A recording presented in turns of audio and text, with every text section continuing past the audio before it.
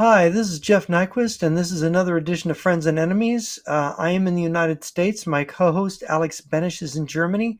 And today we're going to be covering some of the breaking political news. We're going to make comments on it, the new British Prime Minister, the scandal surrounding Robert F. Kennedy Jr., which are cropping up at the moment that Joe Biden is splitting the Democratic Party over whether he is too old and senile, with 66% of Americans thinking he is mentally unfit to be president, and of course, much more. Talking about China's new drone weapons, caught smuggling two of those drones through Italy on the way to Libya, disguised as wind turbines. So, Alex, why don't you begin with the British Prime Minister? Labor is in power. They won a big victory. What does that mean for everybody?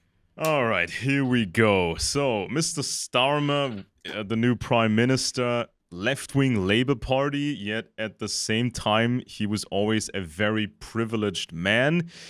He became sort of they call it a Queen's Counsel. He's one of the most privileged legal experts of the country or the empire, whatever you want to call it. He became an aristocrat himself, and he even joined the Privy Council. So that tells you how crazy the situation is in Britain when it comes to socialism, right? The entire Labour Party obviously had been tied to the Privy Council and very influential people. There were people like Ramsay MacDonald, Keir Hardie, Arthur Henderson. They founded this party, all tied to the Fabian Society, the London School of Economics, and of course, the Privy Council. So eventually, in 1924, that's when the first Labour Prime Minister happened. So King George V basically told him to create a minority government. And so that was how that went. And that Labor government was not too successful. No, but still, Ramsay MacDonald, right? Ramsay MacDonald. Yeah, MacDonald, and so Yeah. they had people in this government like Lord Haldane. He became Lord Chancellor. Philip Snowden became also very important. Haldane was a member of the Privy Council, and so on and so forth. So this is kind of the very paradoxical situation with socialism in Britain. So what the heck's going on? And I see three dynamics here that were going on at the same time, and I think these three dynamics are also something that happened in other countries as well. Now, one aspect of it, one dynamic, was sort of the idea from these lords and aristocrats. Some of them wanted to create their own brand of socialism, hoping they could control it. Obviously, that was a bad idea. Obviously, that went sideways. Whenever you give that cult-like movement a boost, it goes nuts and it will slip away from your control. Now, I mentioned this in, I think, the previous episodes when some of these clever leftist operatives, they will tell these people that give them money, sure, I'm your guy. Yeah, it's just going to be a controlled thing. You can rely on me. I'm just here in it for the money. But then, of course, they do actual socialist agitation and subversion. So that's one dynamic. These lords thinking we could create our own socialism and control it. And that went sideways. The second dynamic is your standard communist infiltration, moles and super moles. That was going on. Britain had the stellar reputation when it came to intelligence, but when it came to the Soviets, that's when it all went bad. And the third dynamic is more speculative, and this is, I think, something that concerns the very highest levels of Britain. They've had a very strange relationship with the Soviet Union. We don't know exactly what it was, but it seems like some sort of a working relationship, some kind of secret deal, secret agreement between the highest levels of Britain and the Soviets. And that may have something to do with the infiltration, right? So the high level aristocracy, they wanted to protect themselves because the communists figured out some of their secrets, and then there may have been some sort of a secret deal and a secret relationship. So these are the three dynamics that I see when it comes to Britain, and this is something that that also occurred in other countries as well. So how do you see that happening? You mean in other countries? Yeah, you see that dynamic in Britain and elsewhere? Yeah. Oh, yeah. Of course. Look, the left is I call it a new religion, and of course, as political parties, as they go into political parties, the Labor Party, the U.S. Democratic Party, Social Democratic parties, and also now you've got this thing going on the right where they're pro-Russian and they're not a traditional conservatism. They're sort of a kind of conspiracy right-wing resentment. You see, the alienation is what orients the new religion of socialism: alienation and resentment. And if when you see alienation and resentment then motivating the right, there's the only difference between the two sides after a while becomes some of the the slogans they use. But in the end, they end up being very close ideologically to each other. And you're seeing, just like we talked last week about the Republican Party in the U.S. is going through this change. This is really hurting. I mean, you've had a long period of the Tories in power in the UK. What is it? 16 years they've been in power since Yeah, some since that significant Scotsman got knocked amount of out. years. Labor had its, with Tony Blair and his successor. Labor got Tony Blair called it New Labor, and he kind of tried to sound like Bill Clinton, I think, a little bit. But he was it really didn't work out, and so we've had this long period now of the Tories, and now it's almost like a pendulum. It swings back, and then we end up with this is the problem with electoral politics, is that this when you have two parties and one of them is more dedicated to national suicide than the other, it's inevitable that you're gonna end up going back to that party. Yeah. I mean, Yeah. isn't it what the British are doing? You know, when you have the Labour Party and you have these people backing it, people from the Privy Council and all that. Isn't that national bolshevism of some sort? Because it's like they're selling it like, oh, don't you worry, this Mr. Starmer guy, he's gonna meet with King Charles once a week in a secret meeting, and it's kind of nationalist and traditional, but it's also kind of socialist. Isn't that a nice mixture of things? That's what it sounds like to me, and you would call that national Bolshevism, and it's like Hmm. something that was even considered once, which was, of course, was a stupid, horrendous idea. This was something that was tossed around in the 1800s as an idea. Couldn't we have like the czars in Russia remain in power and have socialism underneath? Wouldn't that be a nice idea? Well, It's you like had, I these mean, idiotic you had ideas. you had Disraeli in Britain in the 19th century. He was a Tory who was all about a kind of welfare. He was almost like Bismarck's mirror. He was all about taking care of the poorer classes. And of course, this goes back to feudalism. There was conceived under feudalism an obligation of the aristocracy, of the petty aristocracy, especially to take, the lords on the land of the manor, taking care of the peasants, taking care of the poor people. That is, it isn't just that the peasants were slaves obligated to the Lord. The Lord had obligations to them to make sure that everything was managed so that they were able to eat and they were taken care of when they were old and they were sick and so on. So this idea has always existed of kind of social, and of course what it is it's an extension. Remember Karl Marx's motto, Marx and Engels' motto: each according to his ability, each according to his need, Mm-hmm. is characterized as communism. But actually, that is what the family is, right? Yeah, The yeah, family actually, because the baby has all this need, needs to be yeah, changed, needs to be fed, but it can't give anything because it's a baby. And so you give to the baby until the baby's able to then return the fed. And then when the parents are in their old age, that baby is taking care of the parents in their old age. You see, so it is. The family is very socialist in the way it works.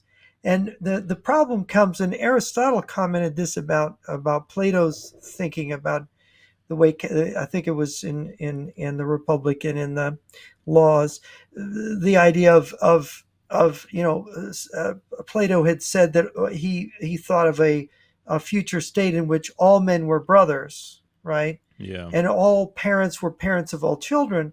And Aristotle famously said, well, if every man is my brother, then no man is my brother, because brother is a very special relationship. It means my brother, and that is not everybody. And so I think that the point is that that familial bond and the familial household management practice is different than managing a larger economy of strangers, Yeah. right? Yeah. And so the family is different. So what you could say that what socialism is, what Marxism and all forms of socialism are, is an attempt to apply the rule of the family, just like Plato said, all men are Mm, mm. brothers, all children are the Yeah, and children of all ironically, adults. It ironically, doesn't work. in real life socialism, this is like a monstrously large, very, very dysfunctional family. And the leadership of that socialist mega family, the leadership is sort of the tyranny that the left was always complaining about when it came to these small families. You have one guy who's out of control, the narcissistic or psychopathic father, who's running everything and ordering everybody around and wants to know everything. The paranoia. So this is like what and of course some of these people exist. Of course, there are some families with a pathological father, obviously, but isn't it ironic that this was sort of the pitch of the socialists? We're going to free everybody from this even the smaller size tyranny, but then they created this dysfunctional mega family, which was completely tyrannical and was run by people like Stalin, and Stalin would have been the worst family father ever. Of course, he also had a family himself, and he was the most terrible father you can imagine. Well, he basically had two wives die on him, Yeah, and nobody quite and knows if there's they the shot story that his themselves or second his second he wife shot either them. committed, yeah, Yeah, his second wife either committed suicide or he shot her. We don't. It depends on which rumor you want to believe or the yeah, official story. yeah. But But it's like yeah, the thing is for me here when when serfdom was around, when modern science hadn't happened yet. Obviously, viewing this from our perspective now, you have to be fair. You have to realize that there wasn't much choice. If you wanted to run an empire, you need a standing army. To have a standing army, you needed land and people producing grain, because grain was money.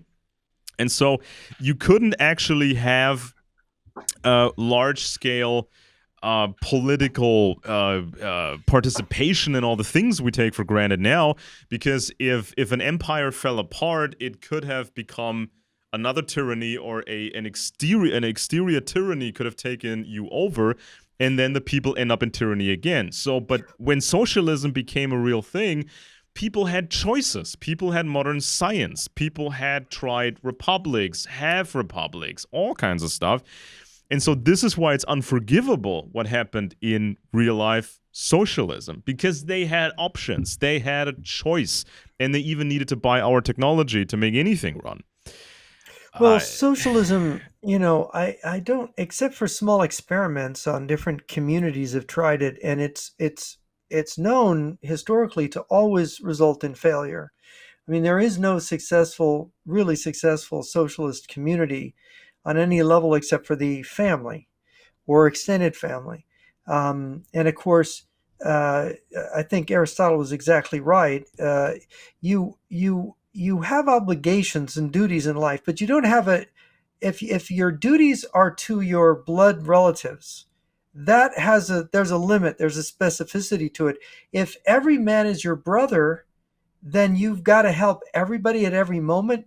Think of the obligation, and then think of those who then shirk that obligation or cheat on it and free ride in the system.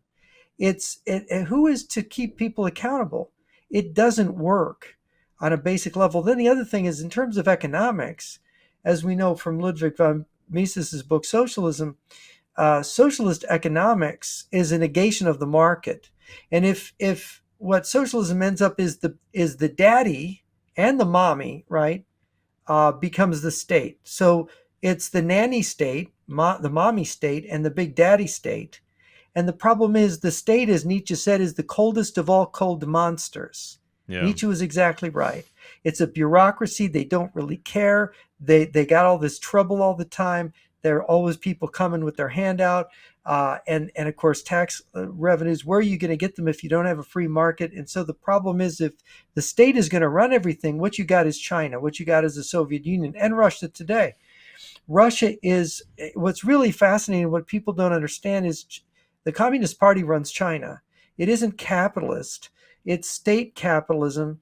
And that means that the state is constantly intervening and deciding what businesses do, which is not really a free market. It's about this much freedom and this much dictatorship.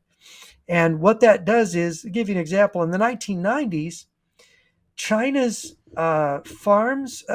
villages, provinces, and cities owed billions and billions of debt. That was the Oops. local debt. Their government owed massive debt. Their companies were on debt. You had, I think it was it 1996 or 7, 5,000 medium to large size Japanese companies went under, right? Oh boy. And then you had, in 98, you had the Asian crisis, where even more went under. So that Chinese are constantly, they're crashing, they're falling, all the bad loans. Back in the late 90s, 44% of Chinese bank loans were bad. Today it's 68%. Yeah, going And that's under. a moderate, that is probably not accurate, it's probably higher. And so whereas you had, and then you have them, so what happens to China, for example, under socialism, is they beg Bill Clinton. You remember we bombed when we were bombing in Kosovo for the Kosovo thing, we were bombing in Belgrade, we accidentally hit the Chinese embassy. And so what China finally, they denounced United States imperialism and all this because 3 Chinese journalists, spies probably Right. died, and a bunch, I think 20 something were injured. But anyway, so China said, well, you can make it up to us by getting us into the WTO, the World Trade Organization. So Bill Clinton did a trade deal with them, got him into the WTO. So all of a sudden, all this money comes flooding into China. You have all these poor people. You have all this turmoil, and the really massive investment took place then, where all these companies came in to grab this cheap labor. And since it was wide open, it was the Wild West. But again, what happened? What you had is a longer cycle of this, and these Western companies are making money because it's so cheap. And you know what you had between 1999 and 2001? You had a price of a dress, of a woman's dress in the United States in 2001 was the same as the price of a woman's dress in 1984. Right? Oh boy. Because the Chinese did that. They brought all the prices, Yeah. massive deflation, not just in the United States, but everywhere, because these Chinese were running out. The Westerners were building all these factories in China, pop, pop, pop, pop, pop, and they're producing, and they're giving them the technology to do, so the shoddy goods, the awful stuff they were producing in the 90s, suddenly the Chinese are producing better quality stuff, cheaper than anybody else. And like Walmart, I think by 2002, Walmart's doing 70% of its stuff is coming from China. And you got India. I think 500 factories in 2000 closed down in Mexico and went to China. That's how it goes. I mean, And so, but you see, none of these businesses were viable in the long run. They weren't viable in the long run because what were they doing? No safety standards for the workers, no environmental protections. Yeah, and they're doing this thing where they subsidize certain industries. They want to undercut everybody else's prices on the world market. That's what they did. And they wait for the competition to die. Everybody else goes out of business, and then they hope to make a profit. This is and they raise prices. Yeah, and this is also what we saw from companies like Amazon or Netflix, right? They want to kill the competition, and even then, but despite all that, because it's run by the state, Yeah. by the Chinese Communist Party that runs the Chinese state, it's a bust because though they're making all this money, these party officials are stashing literally pallets full of $100 bills in their houses, American cash, billions in their houses, in their garages. I mean, they are piling it up, and the corruption is so massive. And then what are they doing? They're making bad investments with their money. They're building cities, forgetting that they had the one child policy, and there's no more, after a certain date, there's no more kids coming up to come work in the factories in a new city. So then they have empty cities, and they have billions in malinvestment. They have workers getting sick, needing to be taken care of. They end up with all these bills, and then their tofu buildings start to fall down or suffer problems. And so what is it? It's this short term.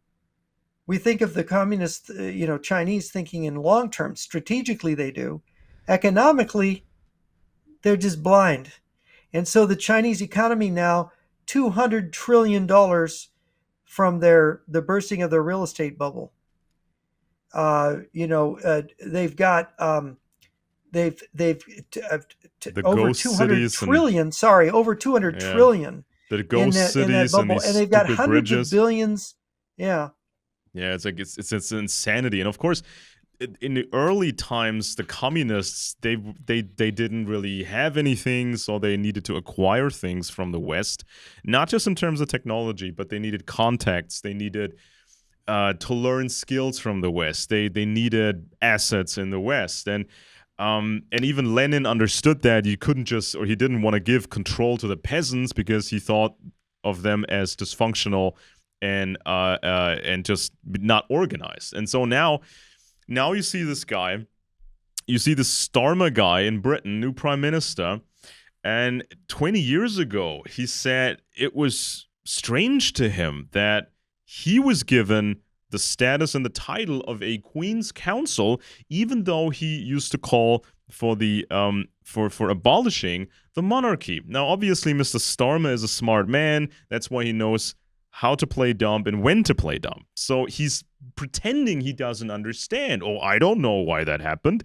And he doesn't know why he knelt before Charles in 2014, becoming a Knight of the Order of the Bath. And in 2017, Starmer became a member of the Privy Council. And so this is kind of the problem when you have communist infiltration and these communists then hit a jackpot. They may get assets in these royal circles, or they get collaborators in the royal circles for various reasons. That's when you get a real significant problem. And so then when we look at the history of labor, this is where it gets really, really interesting. This was the Harold Wilson era, the administration of Harold Wilson. Now, most people will not remember this guy in the administration, so let me just break it down real fast for you. So this was a labor government. This was decades ago, and this labor government of Harold Wilson was so terrible, and key personnel, including Wilson himself, was under suspicion of being Soviet agents or Soviet moles, right? The situation became so ludicrous, even the CIA became involved. This is when James Angleton himself, from CIA counterintelligence, went to the MI5 in Britain and said, look, guys, you have a problem. Wilson is a suspect. Other people are suspect. And actually, we have a defector from the USSR. He wouldn't say, I think he didn't even tell them who it was. It was Anatoly Golitsyn. I'm not sure if he actually divulged the identity. He didn't do that with the French. So we have an actual defector saying Wilson is highly suspect, this labor guy running the government. Let me give you the story on that. Anatoly Golitsyn, when he defected, said that he had knowledge about a plot to assassinate a major party leader in a Western country and replace that party leader with someone who was an agent Mm-hmm. of the Soviet Union. And and he said that it was going to happen in 1962 or three. He defected in late 61, and it was, I think it was in, was it early 63 that Hugh Gaitskell, or was it 62? Hugh Gaitskell, the head of the Labor Party, went to the Soviet embassy and had tea and crumpets, and then shortly thereafter he died suddenly. Magic. And they did an autopsy, and they brought it to Peter Wright at MI5, and the autopsy showed that he died of lupus. He had had lupus so Hmm. bad that his own immune, basically after being at the Soviet embassy, his own immune system turned around, attacked his internal organs, and killed him. I think it caused kidney or heart failure or something. So that was like, oh my gosh. But then Angleton, as you said, came over, and Angleton said, look, an assassination was planned against a party leader. They were going to die soon, and the guy who was going to replace him was their guy. Well, Harold Wilson had all these ties to East European communist businessmen. Timber. Businessmen. Timber and And stuff. so he was, yeah. And so Angleton thought, this is what Galitzin's talking about. And of course, if you read Spycatcher by Peter Wright, Peter Wright's thinking, yeah, oh, this looks bad. This looks like the leader, the prime minister of Great Britain, may have been a Soviet agent. Yeah. In terms of espionage, I mean, you're talking about a situation that is pretty much like a nuclear meltdown at a power plant, right? I mean, if you have a partner of the United States, such as Great Britain, and now the suspicion is the prime minister is dirty. Prime minister could be a mole. Maybe the head of MI5 could be a Yeah, Sir Soviet Roger agent. Hollis. Yeah, Yeah, later, Roger Hollis came to be suspected by Peter Wright, and that's why the book Spycatcher is banned in Britain. You can't find that book yeah. in Britain. And They people started to Margaret Thatcher wonder banned it. why was this guy Hollis even allowed to join MI5, let alone go up the ranks and become the head of the service, because he was not qualified for the job, right? So so then you have this crazy situation. Prime minister is a suspect. The close friend of the prime minister, Joseph Kagan, was also a suspect. MI5 director is a suspect. And there were other suspects. So this is about as bad as it gets. And so this Prime Minister Wilson, Labor guy, he had his private secretary, a woman called Marcia Williams, who was also an aristocrat. She was the Baroness Falkender. And these two had multiple visits to the USSR. They call it business trips, obviously, as you mentioned. And Wilson's press guy said that, well, these two, Wilson and his secretary, they actually met Nikita Khrushchev for dinner, believe it or not. And so then the CIA was looking into the guy. The MI5 was looking into the guy, which is of course crazy because the MI5 is part of the government and they have to investigate the prime minister.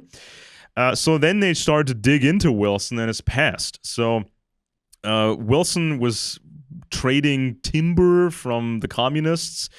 And so there were 19 trips to the Soviet Union.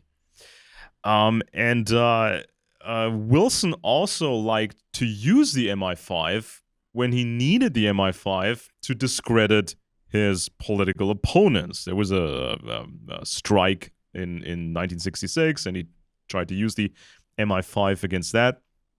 And so this became such a problem in Britain that a group of powerful conservatives got together in private and they discussed getting rid of Wilson. Okay, so as much as we know about these secret meetings and the people involved, it sounds kind of like a soft coup, which would have been legit, judging from the situation they were in. I mean, if your country is threatened by communist assets, you have to spring into action. That's just how it goes. And so this was a bunch of people. You had David Sterling involved in that conservative group. He was the founder of the SAS. This was special forces. Some aristocrats in it, former military guys in it, and Cecil King was in it. And so then they tried to get Louis Mountbatten on board. Lord Louis Mountbatten Oops. from the royal family. Actually, the Mountbatten name is bogus. He's from the noble house of Hessen, which is about 1,000 years old. So they thought he's the right guy for this. And they talked to him and said, we need you for this, but you're supposed to stay out of this in public until the thing happens. So we might get the armed forces involved, and we need a royal person to say that this is a good thing, this is a necessary thing to give it legitimacy, because everybody in the government or everybody who works for the government in Britain is sworn to the king, is sworn to the empire and nobility. So they thought Mountbatten was their guy, but Mountbatten didn't really react to it. He told them, nah, I'm too old. I don't like this. This doesn't sound right. I don't want to be involved. I'm too old, just yeah, whatever. So he turned them down. And the next thing, what happened was the plot was leaked to the press, or parts of it were leaked to the press. So now you get these journalists involved. Of course, you get these labor people involved, and they're framing this in the obvious way. They're saying, look at these evil right-wingers, these evil conservatives, these reactionary people. They want to smear the good Wilson. They're making things up. They're using the intelligence service to make Wilson look bad. And this narrative persists to this very day, right? So now that begs the question, who leaked this stuff to the press? And why didn't Mountbatten get involved? And why did other powerful aristocrats, did not get involved? Why didn't they get rid of Wilson? Now, by now, we know a whole lot more how this all worked. Here's a story from Esquire. This is called "A KGB Spy Worked in Buckingham Palace for Decades." So this was a couple of years ago, I think, the story, because there was a television show on. It's called The Crown, and they touch upon some of these subjects. And so Esquire gives a bit more of the background. And this is about Sir Anthony Blunt. He was the surveyor of the Queen's pictures, really close to the royal family. He was a spy for the Soviet Union for a very long time. And during his espionage, he acquired some significant secrets about the royal family. This concerned Prince Philip, they say, and we know a whole lot more about that. And it also concerns something else. It says here in Esquire, they say it's more likely that the Mountbatten Windsor clan kept their lips tight to protect their own honor. As we know, Anthony Blunt had insider knowledge of the Duke of Windsor's correspondence with the Nazis, which the Queen was determined to keep secret from the world. There we go. So, what happened was Louis Mountbatten had a specific job after World War II. He was supposed to gather these secret documents from castles in Germany, because all over Germany were these aristocrats from the House of Hessen and Schleswig-Holstein and Saxon-Coburg-Gotha and all these families. So he was supposed to gather these documents and bring them home to Britain to be stashed away for further use. And he sent Anthony Blunt to get these documents. And by now you have documentaries like on, I think it was Channel 4, and they say that Mr. Blunt photographed all these documents potentially, and he microdotted it. He microfilmed it, put it on this little dot, it's called a microdot, and smuggled it to the Soviet Union. So the Soviet Union knew all kinds of dirty stuff from the royals, some pretty serious stuff. So, various books came out over the years talking about this whole big espionage problem linked to Blunt. So, it's not a stretch to think that the royal family, which is far bigger than people realize, it's actually a cluster of families, it's not a stretch to think that they would make some sort of a secret deal with the Soviets and say, you shut up about our secrets, and we do things for you. And this may have included letting moles infiltrate Britain further, right? So, was it maybe Mountbatten who leaked this stuff to the press so Wilson could stay in power? What did Mountbatten did Mountbatten actually protect Wilson and covered things up for Wilson so Wilson could stay in place? This is a very legitimate question. And this tells us a ton about socialism in Britain, right? When, you know, these high-powered people get compromised by the communists, this not only affects all of Britain's security, it affected Europe's security, Western Europe. It affected the United States because the Queen, for a long time, Queen Elizabeth, she knew all kinds of stuff about American secrets. I remember this anecdote from this book. What was it called? The Secret Royals or something, fairly recent, from some very accredited historians. And they said, well, there was this American guy visiting the Queen once, and this American guy had a very, very secret role that nobody was supposed to know, and the Queen knew about it. She basically let the guy know, the American know, that she knew all about him. This became America's problem. And and also the rest of it, you know, the atomic spies that MI5 couldn't catch before they were shipped over to America for the Manhattan Project. And people actually, there was new books about the atomic spies, and they tried to piece together how many times MI5 must have, quote unquote, failed to catch these spies. This completely unlikely string of failures that made it possible for the American nuclear program to be infiltrated. Now, obviously, even at the time, people thought there must have been some high-ranking mole, and there's several suspects who may have been these moles. Now, of course, if you have a person like Mountbatten, he could install other moles, or he could protect other moles for the Soviets. And this is socialism in Britain for you. This is the Labour Party.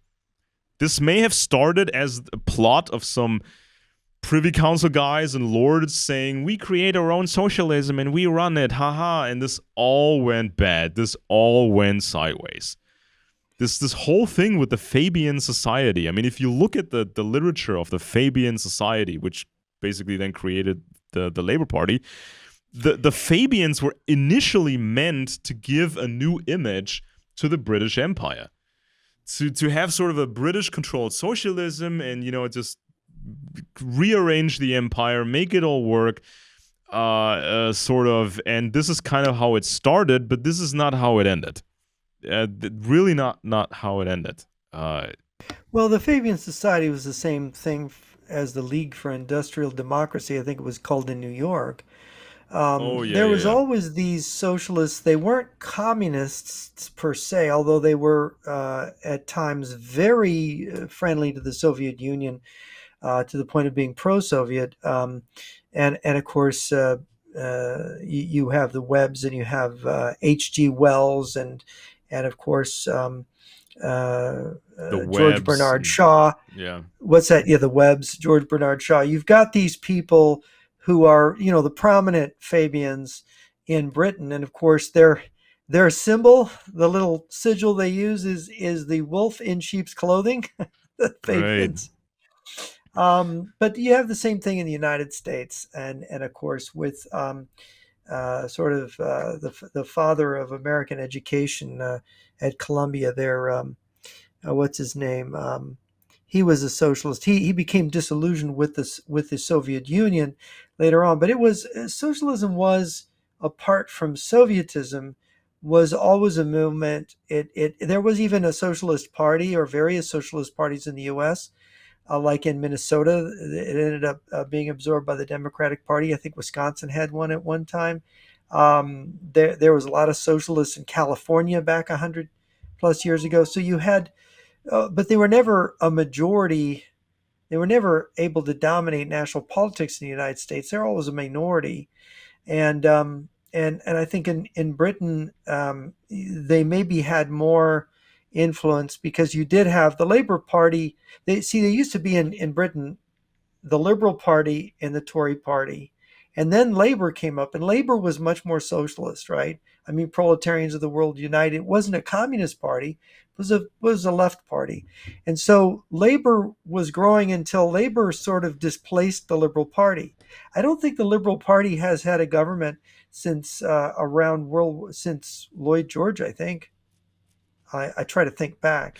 Yeah. I forget if there was a brief labor government in the 20s. I don't think so, because from the point of Ramsay MacDonald's really very poor performance as a labor government in the 1920s, they had solid Tory governments right up to World War II, and then they did something in World War II, which was maybe a mistake, but you can see why they did it.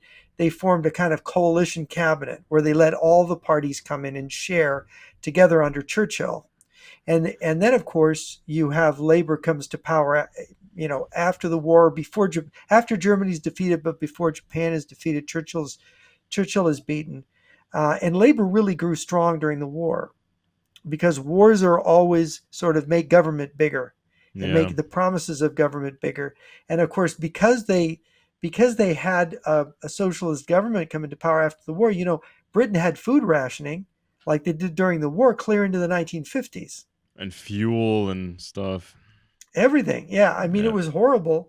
And of course, it was, thank goodness for Margaret Thatcher, kind of pulled them out of some Oh, of and wasn't that, it but wasn't they it the never, case? Wasn't it the case that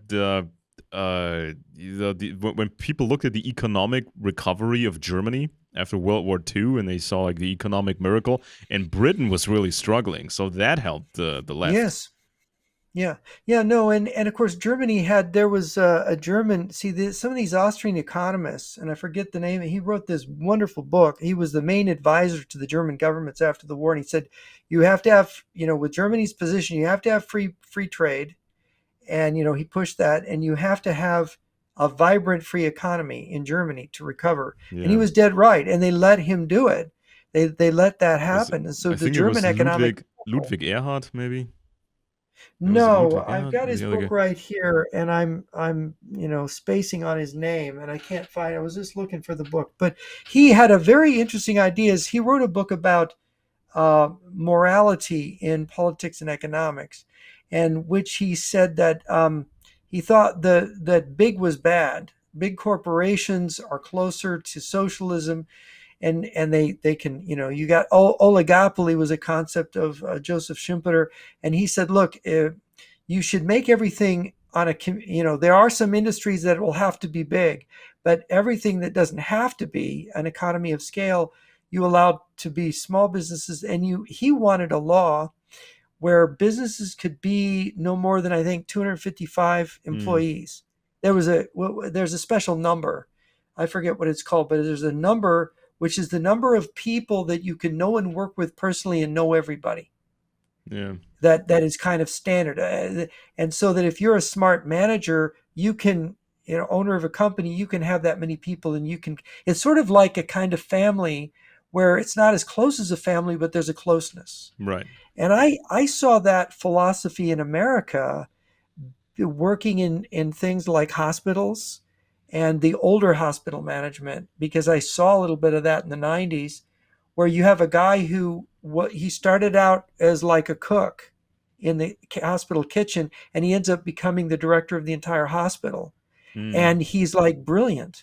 He did a whole bunch of the jobs. He knew all the departments in the hospital. He kind of floated around to the different as he He knew went up. everybody's job. Yeah. He knew everybody, and he was nice, he was kind, he loved everybody, he understood all the problems. And he was like, that hospital was just, when I first came there, which was just around the time that he retired, I couldn't believe the food was good, Hmm. right? They had good food. The morale of the nurses was high. Then they bring in these managers with MBAs to work there. And what happens is that the morale goes like this. They start killing patients. The food becomes awful. Everything is, not so good. And I think that there is this idea that and also ownership. If you can't create a family feeling, ownership creates the boss is like a father to his employees. And when you have this, it's the best Yeah. possible business. And this is the way things, I think human beings are made this way, to function this way, because it's like, oh, I'm working for him. I like him. He's a good guy. And then they will work extra hard because they want Yeah, to please the guy and yeah, they admire him and he wants to take care of them. And this exactly. creates a good environment, you know. So one of the one of the early organizations before the Fabian Society was called Fellowship of the New Life. And so they were pitching, baseline concepts that like peace, vegetarianism, and living a simple life. Now that sounds pretty much like the World Economic Forum these days. You won't own anything, you'll be happy, we will take care of everything. You're going to rent everything, you will not own. I'm going to be homeless and I'm going to live under a bush. I Yeah, think and I'll also be and also it's happy. like oh well, if you got nothing going on in your life, if you're broke and you have nothing and you have no real aspirations and you're never going to get anywhere, this is a noble thing, they'll say, because you're saving the environment. So there's a positive twist on being miserable, right? So this is not a new idea. Obviously, the Fellowship of the New Life tried to establish this thing, and of course, people have to remember this is this is not a Jewish invention. This is not some invention by the mythological, elders of Zion Lodge. These were these guys that came up with this stuff, and so you had people such as the Webbs. Sidney Webb was Baron Passfield, member of the Privy Council. He was a government secretary for British colonies and the Dominion stuff that they had going on. Worked in Ramsay MacDonald's second Labour government in 1929. And there was the other Webb, who was they had a baron and Beatrice. yeah, exactly. So you had the Webbs, and the Webbs were big fans of Stalin in the Soviet Union, believe it or not. Yeah, they did. If you read Maysky's diaries, Ugh. that was the Soviet ambassador. They were close to him, you Yeah, know. and so every time, so some people, they fell for this early leftist nonsense in Britain. Some people just believed it, but then of course you had other people that were more conservative and they didn't fall for that, but there was another trap for those people, which was traditional conspiracy mythology. So if these other people, if they didn't buy into socialism, you could give them conspiracy mythology and tell them, oh well, if anything bad happens, it's the Jews, right? It's just so we're clear, it's these Jewish people. It's And the Jews. and as long as you work with us, these fancy weirdo aristocrats, and you don't look at what we're actually doing behind your back with the Soviets, if you trust us, we can keep the Jews in check. That's basically how they pitched it back then. So these were the people praising Joseph Stalin, and they also had another organization called the Coefficients Club. And these were hardcore colonial administrators like Leo Amory, who's also in intelligence, Edward Grey, first Viscount Grey of Falodon, Privy Council and everything, Deputy Lieutenant of the Crown, Alfred Milner, the first Viscount Milner, also Privy Council, managing the empire. So this is also the big difference at the time between the United States of America and the still existing traditional British Empire, right? So because some people, especially today's left, they don't actually understand how different it was. They just call everything imperialism, which they don't like. But this was very, very different, even especially in those days. And so this is how these influential Brits tried to create their own socialism, but they lost more and more control of it, like we saw with Mountbatten. And suddenly this whole family cluster is compromised. So they're making some sort of a deal. And this is also why Anthony Blunt didn't go to prison for the rest of his life or was hung or something like that. But he got a sweet deal. They told everybody they turned him. They turned the traitor Blunt, and that's why he didn't go to the worst prison imaginable. This is kind of the excuse that they had. Well, I should say that James Webb and was a lower middle class family. Sidney Webb was and uh, Sidney and Beatrice Webb were uh, well, they were from. She was from a businessman family. She had an independent income. I guess her family, a family friend, was Herbert Spencer, I think, who used to come to her father's house. And I don't know if you know about Spencer. He was kind of a atheistic. I don't know. Very sociological. His writings are kind of interesting, but they're dated. Social Darwinism, Hmm. kind of. And But anyway, this kind of thinking, they founded the London School of Economics. I don't know if you mentioned that, Yeah. and a bunch of educational institutions. I think they reorganized the University of London. Um, I'm I'm thinking they. It's very similar, like I said, to the League for Economic Democracy in the United States because it had ambitions for education and for changing people's thought process.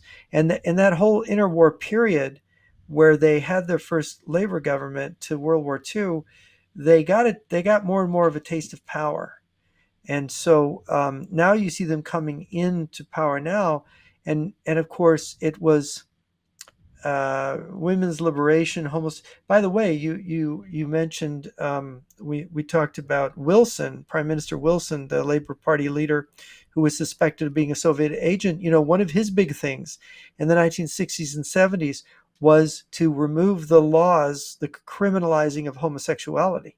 Hmm. That was one of the things he was doing back when. Yeah, Um, they always looked for these causes, so they could say, "Oh, yeah, look what we're changing. It's progress. We're doing blah blah blah. We're saving everybody." yeah, But eventually, they would run out of people to save, or people didn't want to be saved in that way. Uh, yeah. and as they always they needed to create misery, so there's more people that need saving, so to say. And here's also Yeah, yeah. an interesting side note that ties into the United States today. Um, so obviously, when you look into the British East India Company, you couldn't really tell, was it government, was it private, was it both? They really didn't care. They did what worked. But then listen to this. So with this British East India Company, the administrators obviously were appointed by the crown, like the Earl of Cornwallis. This is standard business. And then the new Indian civil service produced new cadres of administrators, such as the forebearers of Kamala Harris and apparently, possibly, Joe Biden. I'm not joking. The forebearers, the ancestors of Kamala Harris and Joe Biden. So, What ancestors? yeah, I'll get to that in a minute. So this is Yeah. something that needs to be looked into a lot more. Some people started to do this more when Kamala became, vice president. So Joe Biden often refers to his Irish ancestors, but in a speech he gave in 2013, he claimed to have had ancestors in the British colony of India. And here's a specific name. Here's a professor, Professor Tim Willesee, visiting professor of war studies at King's College London, says it is likely that the president was related to Christopher Biden, who indeed worked for the East India Company. It says Christopher Biden lived and died in Madras, the very same place where Harris's mother was born. Harris's grandfather, said to be her inspiration, was an official for the British colonial empire in India. Yikes. How bizarre. That's bizarre. So obviously the What a ties, small world, huh? yeah. So the ties of Kamala Harris are more obvious and better documented.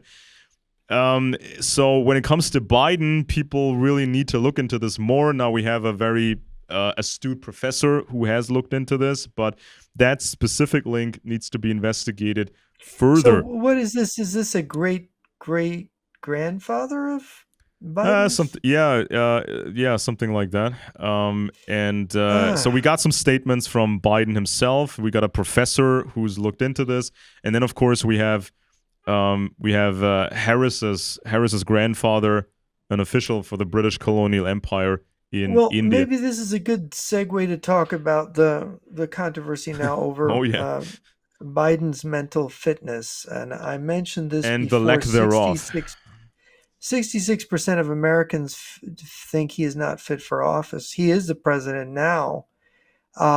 He did this interview yesterday. Of course, he had a week ago, Thursday, he had this disastrous debate with Trump where he couldn't think straight. He said, and here just the other day, he was saying that he is that he is the first black woman president to serve with a black president.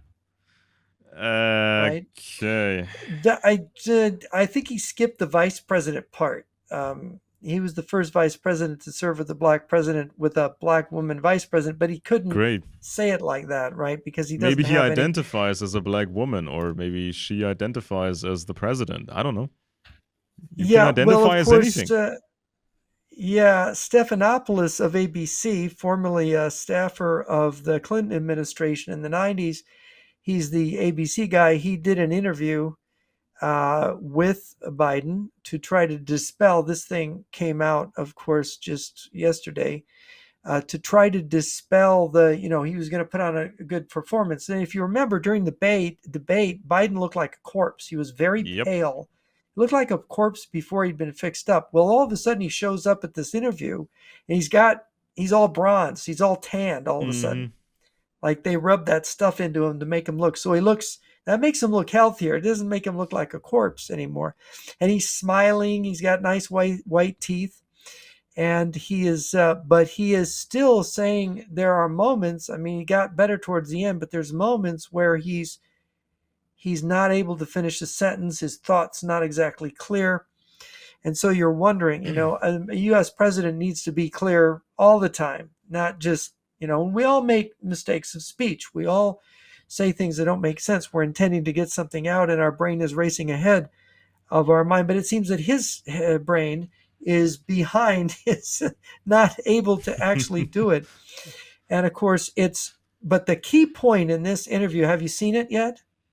No, I haven't seen it. I It's plan Biden on Stephanopoulos asked him, will you submit to the standard neurological, test. The standard, yeah. tests? I looked at those. Yeah, Oh, I will you before let I yourself be tested? yeah And before I forget Biden this, just, yeah. before I forget this, because I did look at this test because I think Trump actually talked about this standard test and he said that he passed the test and flying colors and everything. So I looked at the test and it's basic, but it's substantial. I mean, they will ask you different kind of things. They will ask you to say as many words as you can within a minute or so that starts words that start with a certain letter.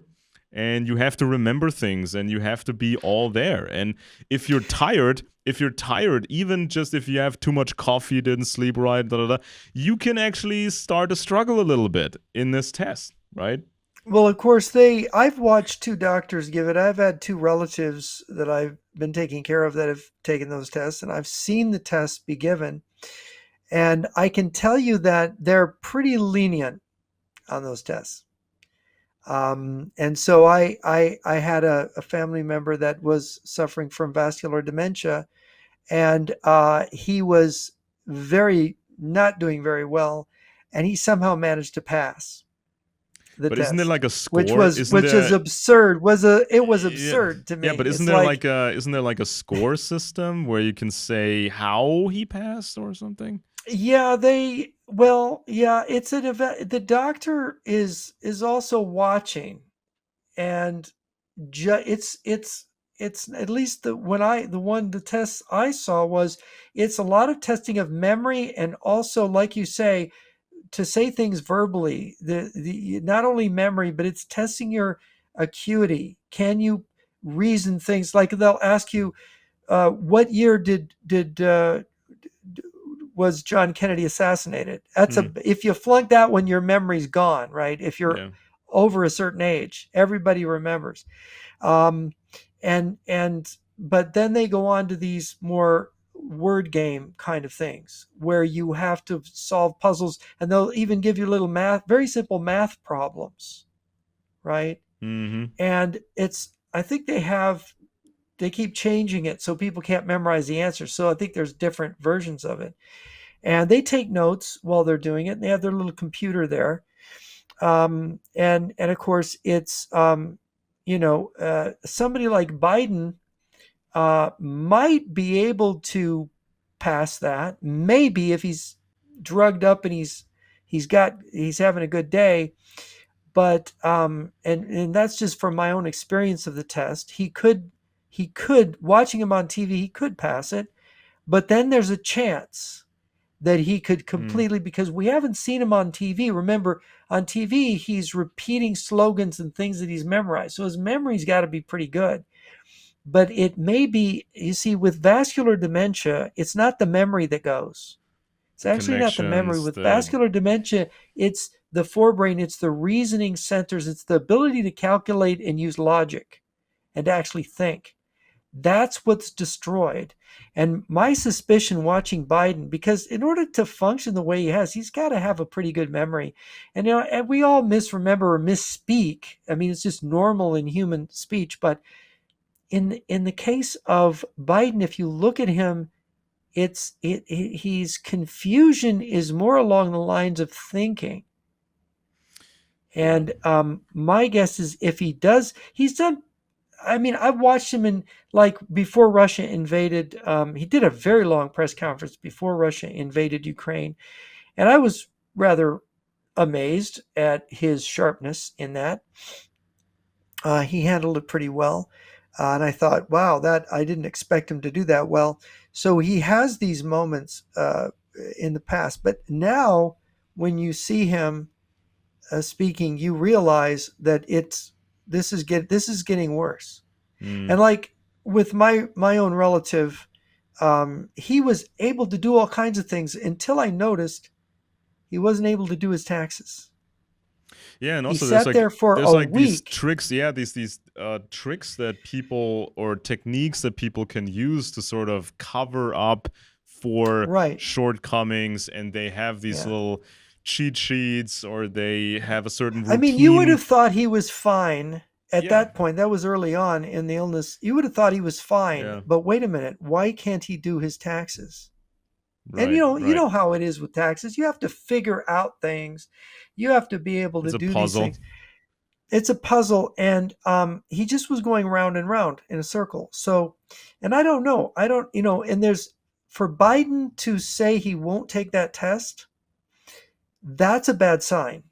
And Stephanopoulos kept trying to push him on this, and he kept saying, "I'm tested every day. I don't need a test. I'm Mm. tested in what I do every day." Yeah, but wasn't there a Um, statement recently? I think I saw something in the press somewhere where it was claimed that he works only limited hours.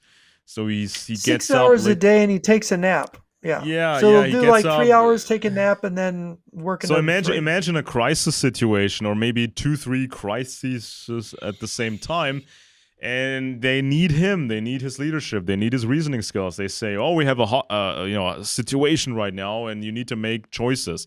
There's five choices you can make that have been pre-planned. Which one do we take? I don't know. I don't feel so good. And oh, by the way, while you're handling this crisis, there's another crisis in the other room, so you got to switch back and forth and mentally be able to process two different situations at the same time and estimate the consequences of those choices, right? I mean, because running a government is as complex as it gets, and he does get help. I understand that, right? He has people that work for him, under him, besides him. And according to recent press reports, everybody's freaking out. Everybody who's close to him is freaking out because he gets angry a lot. This is also pretty common with dementia people when you start to Yes. tell them or you signal that he's being too slow or you need a decision now, he needs to hurry up, and that's when they get angry, right? Right. And so of course what we've had is we had the president being defended initially against this, but then you've had a number of Democratic politicians coming out and since that time, which is about 10 days ago, 9 days ago, that he had this bad performance, and they're trying to say it was just a bad night, his defenders. But now the pressure is mounting. You've got Representative Lloyd Doggett in Texas. He said, "I am hopeful that he'll make the painful and difficult decision to withdraw." Representative Raul Grijalva, Democrat, Arizona, "I'm going to support Biden, but I think that this is an opportunity to look elsewhere." Representative Seth Moulton, Democrat, Massachusetts, "President Biden has done enormous service to our country, but now is the time for him to follow in one of our founding father, George Washington's footsteps and step aside to let new leaders rise up and run against Donald Yeah, Trump." because Washington wasn't doing so well, at a later stage, and this was kind of an understood thing that Well, Washington set the precedent. I mean, I think Washington might have been able to run a second term because he didn't like desk work, and he got a bit run down being president. And if you read his biography, Washington got back on a horse and was riding around, and and he was excellent, yeah. like feeling his old self again. But But but he of got course he sick, came down right? with pneumonia He and he died got yeah, he got sick, yeah. in 1799. He got pneumonia and died, which is, he was president from 1789 to 1797. So it was 2 years after he left office, he died of pneumonia. He was 68 years old, I think was his age when he died. But he never had any mental deficit. He got anthrax when he was first elected. When he was Hmm. first president, in the first months, he got gastrointestinal anthrax and almost died. But back in those days, bugs were everywhere. The food and water was Yeah. always a bit suspect. So it was easy to die in those days. He was a vigorous man with a strong constitution. But anyway, all these Democrats, but and the list just keeps growing on these Democrats. Nancy Pelosi, by the way, did this. She said, "I think it's a legitimate question to say, is this an episode or is this a condition?" Oh boy. And so she's now on the fence. She's saying, "Well, I don't know. Is it an But episode? yeah, Did he have a bad night, or is he got a condition?" And of course, the shocker was what I saw last night from Chuck Schumer. I couldn't believe Chuck Schumer, but it's interesting. Both Governor Newsom and Gretchen Whitmer here in Michigan, and Newsom in my old state, California, they're the ones, the ambitious yeah. governors that want to be president. They're both rah, rah, Biden, go Biden. We're 100% Mm. behind you, Joe. They don't want to show any disloyalty to the president. You know this better than I do. Let's imagine a situation, right? This is like, let's just assume for a moment, Biden, Biden again gets into office. He's president. A year goes by, 2 years, he deteriorates even more. And then there's a major situation. Something really big is happening, and he just cannot function anymore. How much of a disruption is it to replace a president on the fly? It's the 25th Amendment. The But how much? I 25th mean, does it? How Amendment, much of an yeah, interruption is it? How long does it take? Because it's not a good it could idea it could it could to. take a day. It's a very quick process. This is how it works. The vice president and a majority of the cabinet members, or the vice president and a majority in Congress, can remove the president for being unfit for office for health Okay. reasons of health. So that if the president is disabled, has a stroke, there's also if the president were disabled, let's say he has a stroke. We had that happen with President Wilson, right? Hmm. Our president during World War One. He has a stroke, I think in 1919, if I'm remembering right, and his wife effectively was president. He was Hmm. disabled. I don't think he lived too much long after his presidency end, but he was completely incapacitated by this stroke. And so you had the first lady with the help of the cabinet basically running the country because we didn't have at that time a 25th Amendment. But the vice president can step in and serve as the acting president while the president is down for the count if he's going to recover or not, they don't know. But this 25th Amendment replacement of the president is a real possibility here.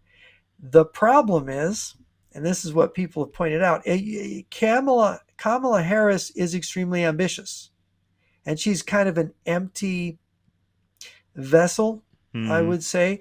You listen to her, she cackles, she laughs inappropriately, she talks like a second grade teacher to a Hmm. bunch of kids. It's weird. Anyway, she is not liked. She has trouble keeping staff. Her numbers are worse than Biden's in terms of being president. People don't think she's stepped up or she's been the president.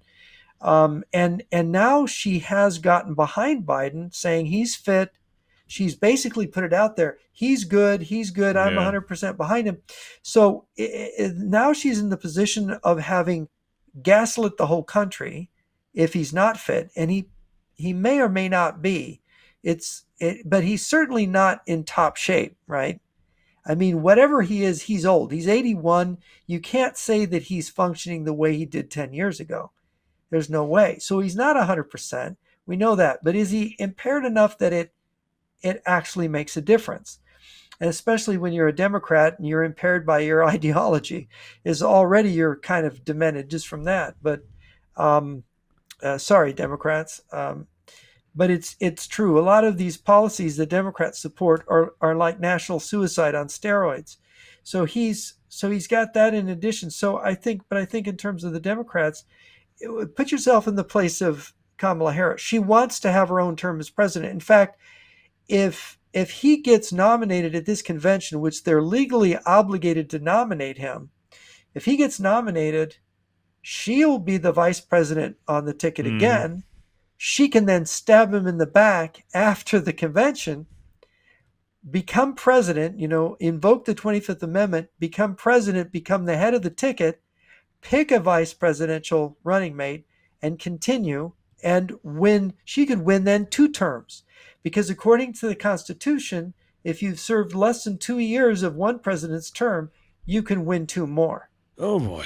according to the Oh boy. Constitution. So she could be in for more than 8 years if that Hmm. happens. Hmm. The problem is that and this is probably what she's doing. And she could wait till Biden gets reelected. If her numbers are less than his, she can wait and ride in on his coattails, then 25th Amendment him after he's elected, if he's elected, and then she could enjoy the terms.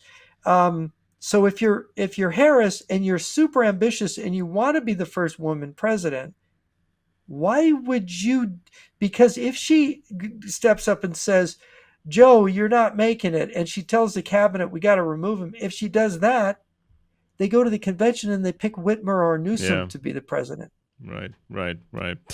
Should we talk about the wild card in this race, Mr. Kennedy? Yes, we should, because he's got this Vanity Fair piece about him, and I think we both read that. What is your now? This is a very scandalous thing Yeah. Well, that they're claiming. This is a hit piece on just so Robert people Kennedy Jr. understand the importance of this, because obviously Kennedy is not going to get the majority, right? Nobody expects him to win this race per se, but he recently got a bunch of money from an old dynasty. I think it was the Mellon dynasty that also gave money to a Trump super PAC.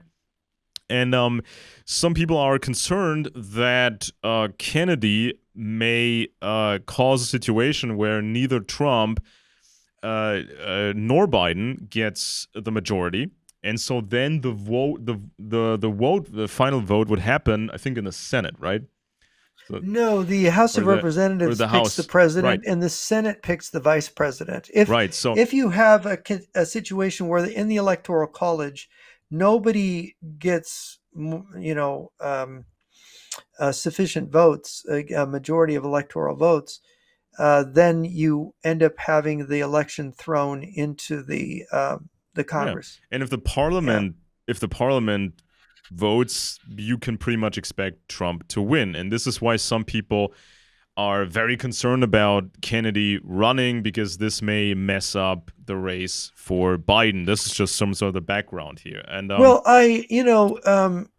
he's doing Kennedy's. Yeah, I mean, Kennedy is polling probably, I don't know, 15% maybe now. I haven't looked at the latest polls. Maybe he's fallen. I know he has fallen in the polls. He was hoping to get up to 24%, and I don't think it's worked out for him.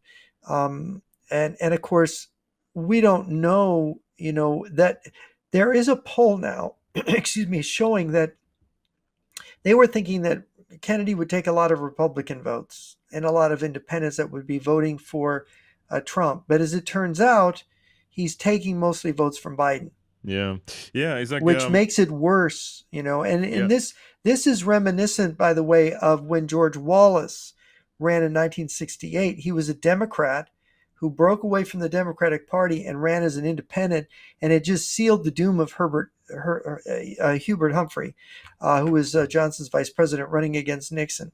So this is not going to. It doesn't look like it's going to help. That the Democrats that Robert Kennedy is running. and so Kennedy is a guy, of course, from that very, very famous family. He does have some pretty significant connections, contacts to powerful people in the Democratic Party. He doesn't make that a secret, right? So this was something that is to be expected. And of course, the Democratic Party would have preferred him to be a standard politician that you could groom and build up, and maybe at some point you can turn Robert F. Kennedy Jr. into a senator, a governor, maybe a minister, vice president, president, whatever. So this is something that a long time ago was something that was in the realm of the possible, right? You could make him into a political star for the Democrats. But the Kennedys are a very troubled family, kind of a large family. And it turns out that basically nobody in that family wants Robert Kennedy to run or wants him to be a media personality, an influencer. So, and this is now the situation with the piece in Vanity Fair. So apparently they're going on the offense. They hope to damage the campaign of Kennedy Jr. And they created this they long hope piece. to damage him. Yeah, so they created this very long piece, and they tried to come up with anything they could find, asking people from the Kennedy family, people close to the Kennedy family, anybody they could think of, find as much dirt as possible and put it in that piece. And so when I read it, I was obviously I'm concerned somewhat because we don't know everything about Robert F. Kennedy Jr., right? So no matter if you're a Democrat, if you consider yourself an independent or a Republican or whatever, if you're following Kennedy's activism over the years, no matter who you are, you're dealing with a man that you may not fully know. And this is something that we can see with all sorts of political candidates. This is sort of a problem in democracy. If you're voting for someone you don't really fully understand, and you're hoping that the press will fill that void, fill that vacuum, give you an accurate picture of who this guy is so you can make an informed decision.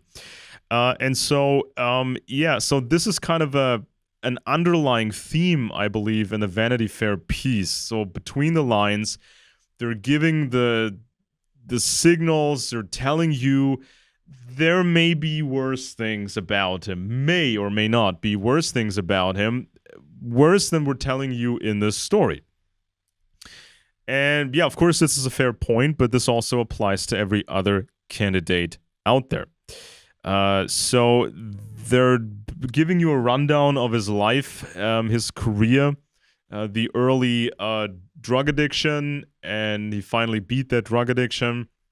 It sounded to me like they're hinting, who knows what he did when he was on drugs. We may not know all the family secrets, stuff that may have happened during his, between when he was 15 years old and 29 or something. And they also say in the article that the younger Kennedys believed they could get away with anything because they were privileged and wealthy. So it was a wild bunch, and this wouldn't be he wouldn't be the only Kennedy who was pretty wild. Now, of course, if somebody is wild but is tied into the Democratic Party a lot, if you have this party really behind you, you can get away with a lot of things. I mean, we saw with the Clintons. I mean, all the people that turned out dead, the Mena, Arkansas stuff. The Democratic Party didn't mind that. And they did a lot to make it sound more nice and try to cover things up, apparently. So if you have the apparatus behind you, you can get away with things. If you don't have the apparatus behind you, yeah, who knows what people may have against Kennedy. And this may not be something really big. I mean, they even shows you some photo. They show you a photo of Kennedy next to a barbecued dog. And the point they're making is, should he be doing this sort of stuff? I mean, if he runs this activism, if he wants to get into politics, should he be doing these little things that are weird? And the implication is, if he's doing that thing and some other things, what's the other stuff he may have been doing? This is kind of like this between the lines style of this Vanity Fair piece. And maybe if they had been more open about this and saying this more openly, we don't really know all about the guy, then it would be more easy to address the issue and say, yeah, but that also applies to every other candidate out there. We don't know the secrets of Joe Biden. We don't know everything about Joe, right? We don't know everything about Kamala Harris. So isn't that a double standard here by Vanity Fair? They talk Yeah. about brain parasites leading to brain fog, the drug addiction in Yeah, the that's a past. weird. The brain parasite story was a weird story, isn't it? Yeah, yeah. That's a weird story that he said he had brain parasites. Yeah, but I mean, if you're traveling a lot, that this stuff happens. I mean, if you travel these Hmm. places, there's some talk about Asia. That's why the fried dog, maybe. And he was talking to somebody saying, "Oh, well, if you visit that country, you may want to try some dog or whatever." If you travel, it's dangerous. That's just how it is. And there have been health secrets of Hillary Clinton. Remember when Hillary was running? And she had these weird episodes when she was staring at the balloons, coming down from the ceiling, and she didn't really appear to be, or she didn't really seem to know where she was, and she had this weird cough, and people were starting to dig into her health and her health secrets, and the campaign said, how dare you look into that? It's legitimate if you look into Trump's health, but not Hillary's health. So it's just, the kind Well, of stuff happens. the thing is about the dog. This is what Kennedy says about the dog. He said that it was a goat, not a dog. And then he joked, he sent the picture of the goat, the barbecued goat, to a Oh, friend. okay. And he said, as a joke, he said he might enjoy a restaurant in Korea that served dog on the menu. I mean, it was just a joke, Yeah. Yeah. And so, but Kennedy did say that he has so many skeletons in his closet and he's been rather frank about this, over the last couple of years. He said he had a sexual addiction. He said he's had this problem in the past. He says, however, that he's licked this problem, that he doesn't have it anymore, that he'd had a problem with, I think it was alcohol in his youth, that he beat that. And Kennedy, I think, is a fitness guy. He works out, um, and tries to eat right. So I think it's very interesting to go after him like this when he's been pretty frank about this Yeah. already. And so I don't. It's going to hurt him in the short run. But the questions you're asking, of course, are the questions that are going to go through a lot of people's minds. And he's got some. There's Democrats out there who did not like the vaccine mandates, who wanted better testing with that, and they've taken his side because he's an Yeah. Kennedy's an anti-vaxxer, and that's one of the things people have against him. And of course he has made a kind of outreach to people on the right as well, although I don't think it's been as successful as some people thought it would be. And he's got a lot of the usual left wing views. I think what has happened with him and the right is that his views are too far to the left for many people on the right to be comfortable with Hmm. in terms of social policy.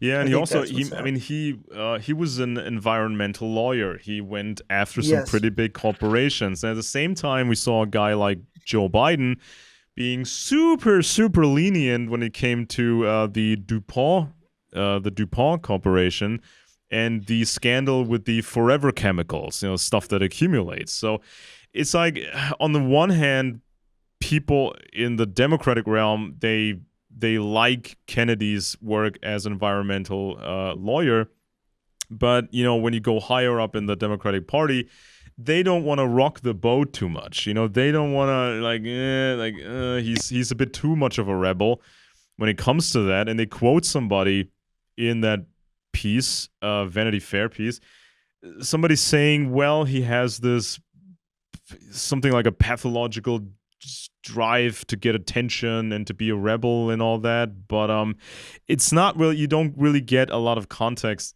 in that piece. Who's saying that, at what point was this being said. And when you talk about activism in general, I mean, there's so many different activists with so many causes, and they're all super focused, and they're all really passionate about everything they deal with. So I don't really see that as something concrete here. Yeah, and there's this one thing in the piece about a former babysitter. Now, this babysitter makes a claim. Yeah, that's very Makes disturbing, by Yeah, the makes a way. claim Yeah. makes a claim about Kennedy, but again, it's kind of lacking the context. And when you're dealing with that sort of allegation, how he behaved towards that woman, with these cases, you have to be really specific, because if you go after everybody who's done some stupid thing, maybe after 5 beers or something, if you go after anybody, there's not that many people left. Some people sometimes do stupid things. Again, you have to understand the context, and we know a lot about some very successful politicians, especially in the Democratic Party, who did some, really shaky things, and some things even were in the public realm ultimately, like with Bill Clinton and his affair, or one of the affairs. So again, you have to be more specific about that. And it's sort of like, it seems like a threat to me, that Vanity Fair And piece. you have to talk about ancient history. I mean, the picture of that goat, putting it up as a dog, and his joke, that was 2010. That's 14 years ago, Yeah. right? So they're really digging for things. But I think what probably triggered the Vanity Fair article is my guess. This is just a guess. But that more than 2 weeks ago, almost 3 weeks ago, The Economist and YouGov released a survey that showed Kennedy with the highest favorable rating of all the current 2024 presidential candidates.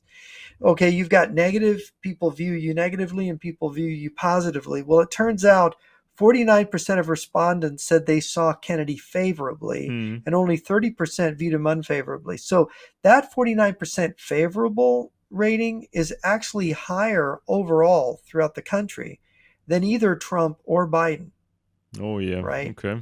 And see, this is really disturbing for Biden because, and you notice it's funny that there's been polling data on the Biden on the after the debate, but I haven't. Have you seen a poll about Kennedy's stand with Biden after the debate? It's almost like they're avoiding that. Yeah. Maybe Okay. somebody's doing it now. But I think that the Vanity Fair article was they're trying to lower Kennedy's favorability ratings Mm-hmm. because remember, I think the reason that Trump um, defeated Hillary Clinton in 2016 was because they both had low favorability ratings. That is, they both had high negatives. Trump was perceived as an egotistical, narcissistic, and Hillary Clinton was perceived as a shrewish, awful person. Mm. And so you had two people, and I think the reason that he beat her was that she was quite frankly more objectionable than he was. in her way of talking and the way she talked down to people. I mean, I think most male voters related to her as like a really nasty mother-in-law. Yeah, and also, I mean, when you talk about uh, Kennedy's Kennedy's past, I mean, it's like this been there, done that type of deal, right? That's how I see it. Mhm. And you have, Well, the Kennedy sexual escapades have been yeah, it's smeared that, all over the tabloids and the in yeah, books it's like on it this. for People half a see, century I now. think people see that as a been there, done that kind of thing. So yeah, he had his wild episodes. It's not a normal family, especially with the very publicized assassinations and other things. And nowadays, of course, you have in society in general, you have alcoholism, you have an opioid crisis, you have drug addiction. So it's lost kind of the stigma, I think. And especially Well, when people clean yeah. up, especially when people get past that, I think the public respects that. Um, Yeah, and it could backfire. I mean, look at the semen stained dress in Clinton, and we knew Clinton had Sure. all these problem, and yet his popularity numbers went up in '99 to 2000 in the midst of those scandals, which is kind of shocking. I think it maybe showed a change in the moral attitudes of Americans, which I think a lot of people were sort of surprised at. But some of us who've been watching the moral changes in the U.S. weren't too surprised. But yeah, I'm not so sure that this hit piece is going to help. You know what? It might help in the short run, but I think I wonder. And with this whole thing, if Biden goes to that convention this way and the polls come out and they show Kennedy gaining on him among Democrats, where his it's I can't see how they're not going to put massive pressure on Harris to get rid of him yeah, and it's before hard the because to, they yeah. yeah, it's so hard to frame, it's so hard to frame Kennedy as some sort of a closet fascist who's has fascist plans and blah blah blah, because with his background and the family history, it just doesn't fit. And when he talked about vaccines, when he talked about COVID, obviously he gained sympathies with the truthers, conspiracy activists, because they deal with all kinds of topics. So some of those people started to like him, but still, you can't paint Kennedy as some sort of a closet fascist, right? This just doesn't work.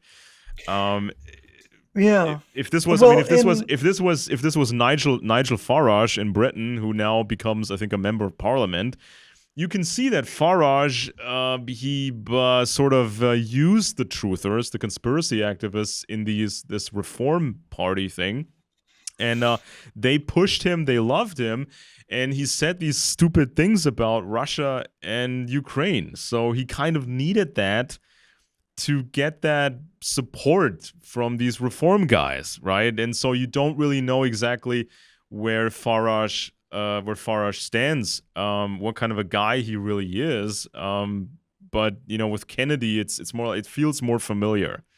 It feels a lot more predictable in a sense. yeah, there was a poll done in November, last November, and that's way too early to mean anything. To give you sort of a baseline where Kennedy and Biden and Trump were stacking up then, and it Biden back then would get 39% of the vote, Trump would get 36, and Kennedy 22. Okay. Okay. Um, um, and so it's now where it is now. I don't know. I know he's gone down since then, but this debate thing could bump him up. And in fact, you have Newsweek asked the question in June. Now this is before the debate: is Robert F. Kennedy Jr. beating Joe Biden? And those were so. This you saw the November poll, and the Economist in YouGov said that Kennedy showed with the highest favorable. Oh, that's the favorability rating. I want to see the vote. Where is that's another favorability rating? Um, all right, there's an AP News from June 9th, and the AP News says Yeah, 15%.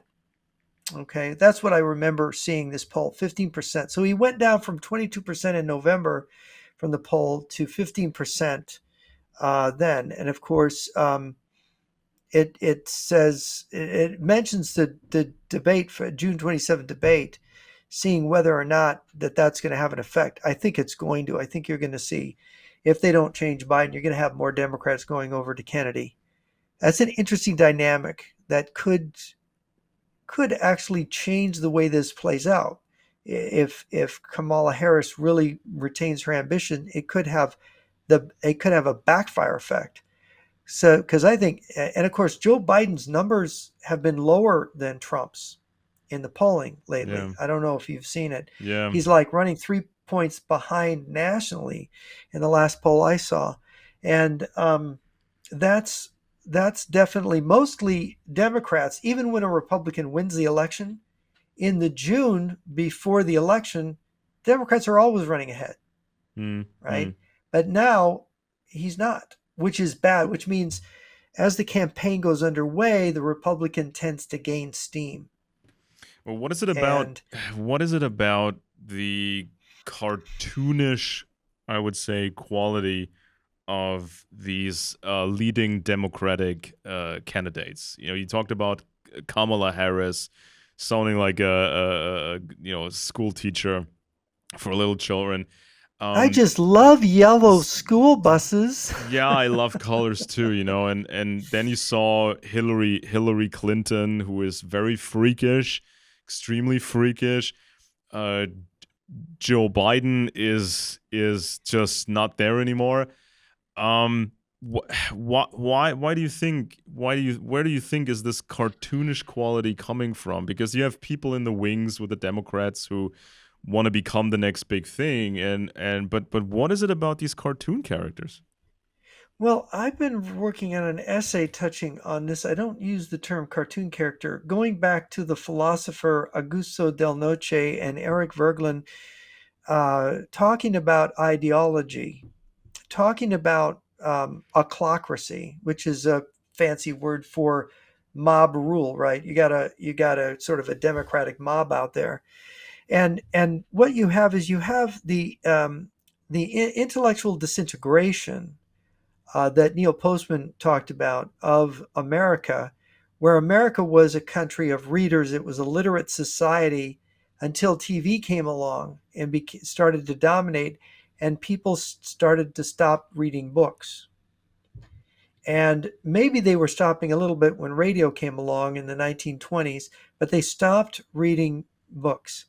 And he then, in his book, Amusing Ourselves to Death, which came out, I think that was 85 or 87. He said, we're now in a post-literate society. And it's much worse now than in the 80s, I think, because you had an older generation still then that had grown up before TV and had gotten the habit of reading newspapers and books and magazines. You still, in the 80s, you only had, I think, 1 or 2% of Americans would buy at least one book during the year, Hmm. right? That's very small. 1 or 2% actually buy a book. Oh Now God. they read a lot of newspapers and magazines back then. So these people still did a lot of reading, but now you go to it and the major we for years the newspapers have been dying. And the thing is that there's no, as Postman and of course Marshall McLuhan, and I think he was a protege of Marshall McLuhan, said the medium is the message.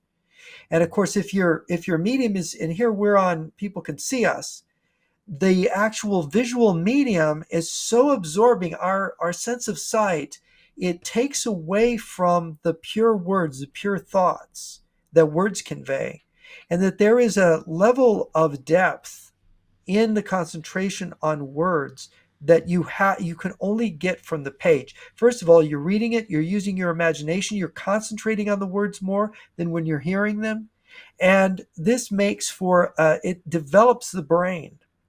And so I think Postman made the comment that you're going to have lower IQ, you're going to have not an ability for people to think for themselves, and you're going to have more slogans, more nonsense, more gibberish advanced as reason, in your public discourse, in your political discourse. And he made the remarkable comparison. He looked at the Lincoln Douglas debates of the 1850s, how everybody would turn out on a Sunday to hear these debates on Hmm. an afternoon. The farmers would come in, the townsfolk would, and these are just regular folks. These are just people, common people, coming out to hear these two guys.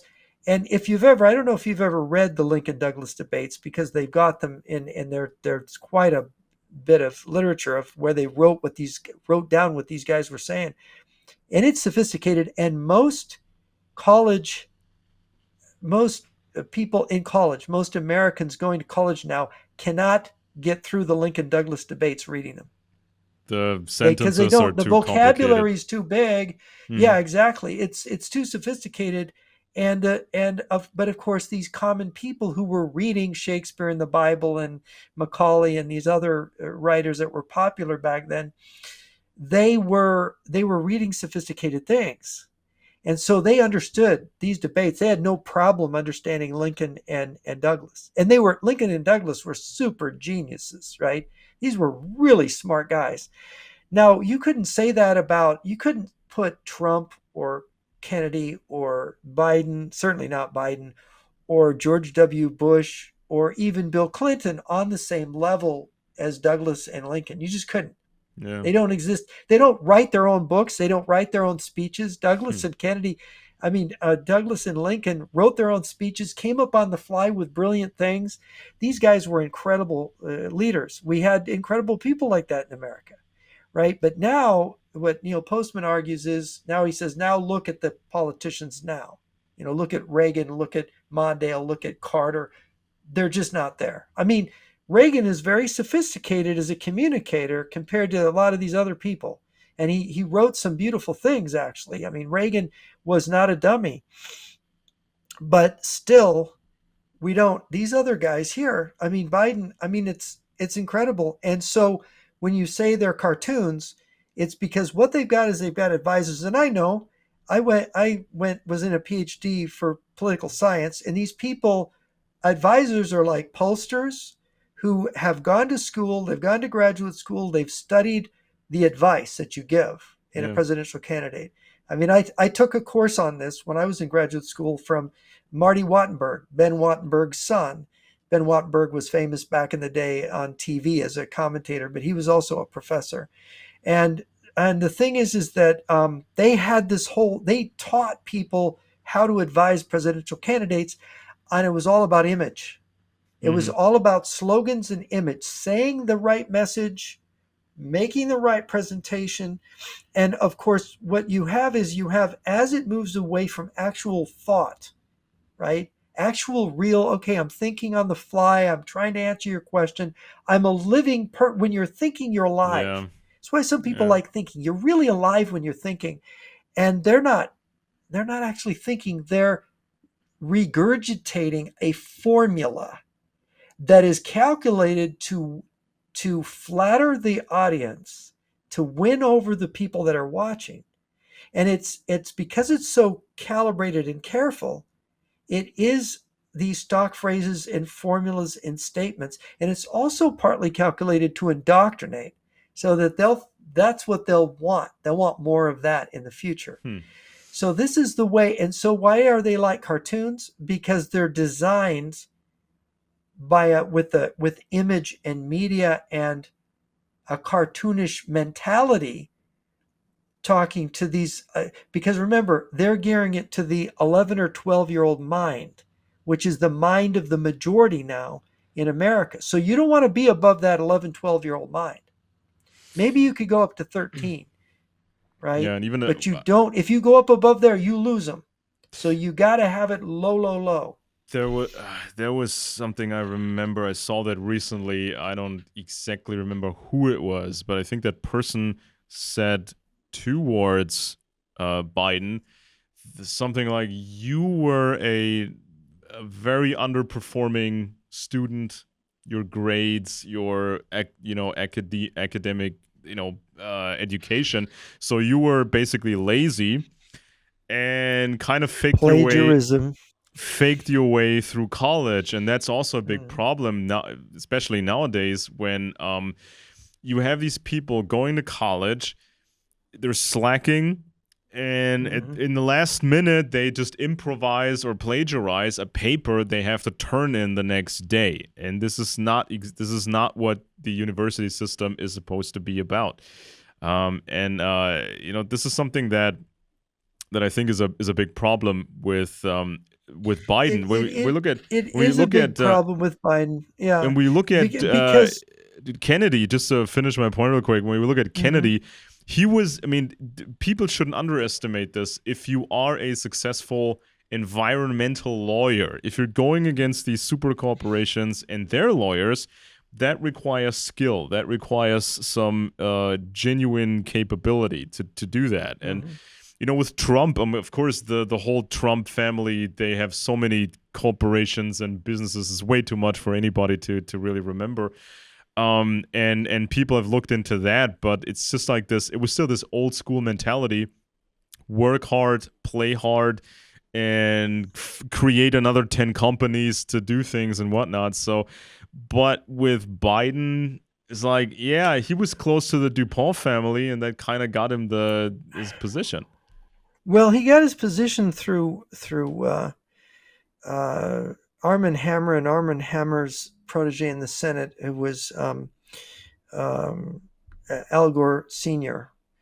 And the Council for a Livable World. So that's who really, and of course, if other people supported Biden, one thing that to remind you, and you maybe didn't know this, but in 1988, Biden ran for president Hmm. in the Democratic field.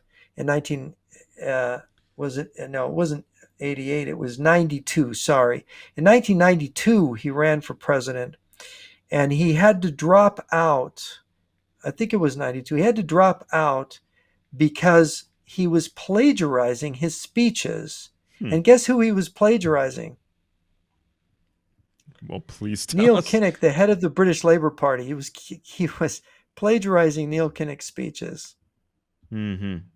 And somebody who was watching British politics noticed it. Wait a minute, I heard that Yeah. speech. Oh, by the way, You before I know. forget this, there's even when you mentioned Armand Hammer and Occidental Petroleum, which was Hmm. sort of like a Soviet American type corporation, right? So this was, I think he got it through marriage. I think he married into that one, but he yeah. was a Soviet agent, And there's a Arm& Hammer. there's another interesting connection here. For example, this is from grunge.com, but you can find proper books about this as well. It says here the truth about Armand Hammer's relationship with Prince Charles. It says here. Yada yada yada. This is sort of the background. Armand Hammer made very powerful friends throughout his life. Among those friends was none other than Prince Charles, now king. The connection may have come via the United World Colleges organization founded by Hammer. A 1985 article from the South Florida Sun Central notes that Charles's uncle, Lord Louis Mountbatten, had been an early advocate of United World Colleges, and Charles was then serving as international president of the UWC, dedicated to blah blah blah. So here we have another interesting connection, leading to these fancy royal people, Prince Charles, uh, now King Charles, and also Lord Louis Mountbatten. These kind of people, right? So yeah, this is something like, well, when if Mountbatten was able to shield people maybe like Harold Wilson, what other people could Mountbatten possibly shield or help along, right? I mean, this if that's your reach, if you have those sort of connections, that's a long arm that reaches into the United States, I guess. Yeah, and you have the same thing with Kissinger here in the U.S. And anybody, anytime you have a president like Clinton or Biden or Obama, you end up getting all these people who are really very far to the left or outright communists getting appointed to important jobs. And in those jobs, there's a lot of staffers. So where do they get their staffers? So who are Mm, staffing these different parts of government? Who is staffing the Justice Department, the FBI? You know, it came out that now recently a story that they are getting rid of conservatives in the FBI. yeah. If you did not if you balked at following the vaccine mandates, they're now getting rid of you at the FBI. And of course, that Yeah. is a marker for whether people are ready to get along and go along. It shouldn't be, but it is. And, because people don't, I mean, this is a controversial area here, whether people have the right Yeah. to control what medical treatments they get, you And some know. people, I mean, if somebody is up and coming on the political landscape, right? Somebody wants to get to the top or close to the top, something like that. You're in competition with these other upcoming guys, right? So what distinguishes you from these other guys?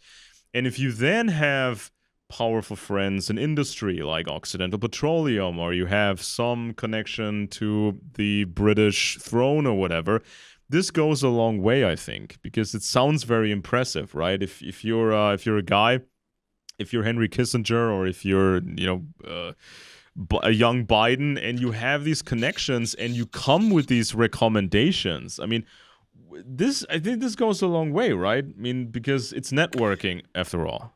Well, the problem, there's nothing wrong with any of that. The problem is when government gets these powers where it can control the economy, it can control things more and more so that you don't have opportunities if the political powers that be don't like your opinions or that you've been outspoken.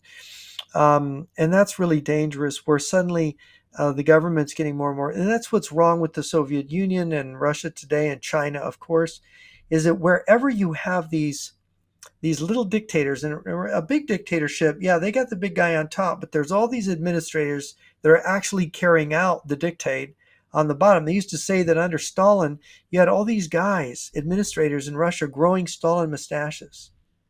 Yeah. They would actually imitate Stalin's mustache, and they would call them the little Stalins or whatever that were out there, and there was this imitation of Stalin and his mannerisms, and so the problem is that there's a lot of people who are empty who would like to exercise power over other human beings, and government bureaucracy is an opportunity, and that is why this recent judgment of the Supreme Court is so big because it's taking away a lot of that administrative power over to regulate is being removed.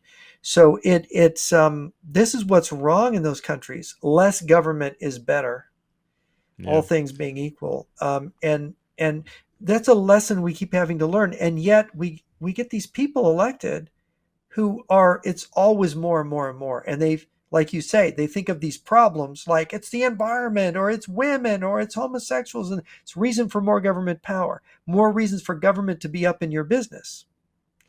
And that just destroys people's morale. You look at why are all the Russians drinking all the time? Why are they fatalistic and they run into the Ukrainian machine guns to die? Because they've been disrespected and dehumanized and manipulated by their government so long they're not their humanity has been taken away. Yeah. And that you see that happening as government advances in the Western countries. There's a recent story I wanted to mention here. This is, I think, from the Wall Street Journal. It says here China is taking new steps to help disrupt the global supply chain, fueling the opioid crisis after intensifying criticism from the US that its chemical factories are partly responsible for the deadly scourge. Chinese authorities have quietly shut down some sellers of precursor chemicals used by Mexican cartels to make fentanyl and say they are close to imposing new regulations sought by the US on 3 additional chemicals. Meanwhile, Chinese police acting on US intelligence recently arrested a suspect the United States says was involved in money laundering for Mexico's Sinaloa cartel. Yikes. So this should have been shut down a very long time ago. And this is sort of like a reverse opium kind of war thing, because if people remember this thing with the old opium trade, and this became a big problem for China. They're now repeating this, or have been repeating this thing with the U.S., flooding everything with these cheap drugs that are extremely Hmm. powerful. There's hardly anything. I think there's nothing more powerful than fentanyl. The It's tiniest 60 times more powerful than heroin, I think, or is it it morphine? But it's it's I extremely it's powerful. it's And it, yeah. by the way, more than heroin, more than the other drugs, it causes respiratory arrest. Yeah, and so anytime when somebody gets the dosage wrong, people start dying. Anytime somebody accidentally touches something, people die or they breathe it in. Oh, it can be absorbed in the skin. Yeah, if you're a police officer and you think you've run into a fentanyl hole, you got to put on gloves because you can actually just by touching this stuff and absorbing it through your skin, you could OD. Yeah, and it's like this opioid crisis in America. It's almost like a strategy that was used during the Vietnam War against the Americans, because Yeah. the idea was, if you have booby traps everywhere, you could injure one person in a squad, or what they called it, and so the other soldiers then have to take care of that wounded person, thereby lowering the fighting capabilities of that entire unit. Now, if we Mhm. apply that principle to the opioid crisis in America, every addict sort of becomes someone who needs help from multiple other American people. So, or Mhm. this person affects the lives of X amount of other people. So if you have 1 million addicts, then you can multiply that by a specific number, and that's how many people are now have to deal with this crisis. And so there's Well, I another think million more than addicts. I'm not sure what the number is for fentanyl This was itself. I just an think it's example. This is just an example yeah, for I think it's calculation. Then it's you in have the it's six, maybe 7 million. 60 to 80 million. That much? 60 no, I'm sorry, 60 to 80,000. Sorry, 60 to 80,000 Americans are dying of fentanyl every year, and I think The it's the over addicts are like 100,000 are seven dying million, of and what's addicted that? people. I think addicted people are like 6 million or something. Yeah, that sounds right. I mean, and so for total for all the drugs that can kill you, we're at the point where over 100,000 people are dying from the using illegal narcotics. 100,000 a year, and that doesn't count the mental disabilities, the various debilities that can happen to people who use and abuse drugs. But of course, this goes back to what Joe Douglas pointed out in Red Cocaine, the Operation Friendship of Nations, the Soviet operation to flood the West with drugs, which the Chinese also had their own version of because they were working together on this. And it's really been successful. And of course, it's bad, all these things that are happening to people because of the drugs. But what's really dangerous, even more dangerous than that, is the money laundering of the drug illegal narcotics trafficking. That money goes through banks and financial institutions and businesses and is used to bribe politicians, police. It's a mechanism of corruption that is extremely dangerous and could cause more loss of life than you can imagine. It could result in the collapse of the country. It can result in crippling treason against the country on the part of these people that are bought by this system of illegal, and it's the Russians. It was estimated back 35 years ago, 37 years ago, when Joe Douglas's book came out, that China and Russia controlled 68% of the international drug trade at that time through their Yeah. fronts and various business associates. Yeah, So and they will if they endlessly they controlled that yeah, much and of they it will then, imagine endlessly what it is now. yeah, they will Yeah. endlessly mention some old stories, when Clinton and some other people were involved in some things, or maybe there was a black op here and a black op there, shipping some cocaine and that sort of stuff. So they will endlessly mention those examples while completely disregarding the amount of drugs moved by the Chinese and the Russians. Now, this is kind of the problem, and I remember that speech from John F. Kennedy. This was kind of the speech he gave to the newspaper publishers, right? When he's told them, it's important to have a free press, but be careful what you print because you may be co-opted by this international mega conspiracy, which is Soviet communism. Now, of course, the truthers, the conspiracy activists, they completely fumbled the speech and they took little parts and claimed Kennedy was a truther and he was talking about the Illuminati or whatever. But no, he talked about communism, and this is sort of the problem with journalism or activism like WikiLeaks. They will focus on something, on little bits and little aspects, trying to create a larger picture that has nothing to do with reality. So you omit one thing, you exaggerate something else, and it's like when people dress themselves up like some movie character, because people are used to watching movies and television shows. They think what a rebel looks like. They think what a revolutionary hero looks like. Movies like Star Wars. And so then comes a Julian Assange, then comes Seymour Hersh or whatever these people, and they just create that image and they try to look like what people assume is a hero, right? And this is Yeah.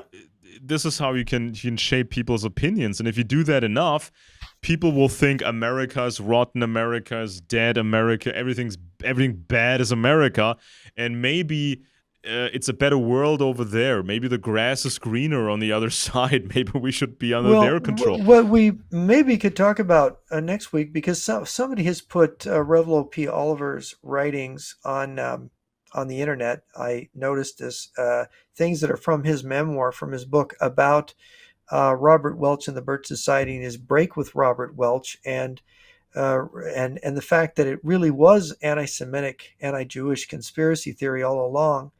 Um, and I just sent you the link. It's Revlo-Oliver.com and news about, and it's got pictures of him, and they've got biographical notes about him.